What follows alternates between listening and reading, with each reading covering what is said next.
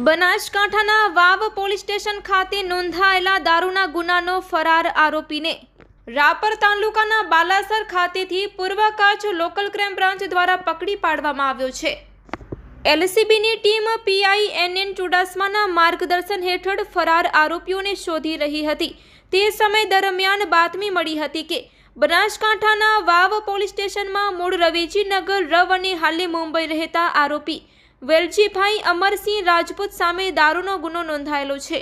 આરોપી વેલજી છેલ્લા 5 વર્ષથી ધરપકડથી બચવા માટે ફરાર હતો અને હાલમાં તે બાલાસર ખાતે છે। તેથી પોલીસની ટીમ ત્યાં જઈને તપાસ કરીને આરોપીને શોધી કાઢી બાલાસર પોલીસ સ્ટેશનને સુપ્રત કરવામાં આવ્યો હતો।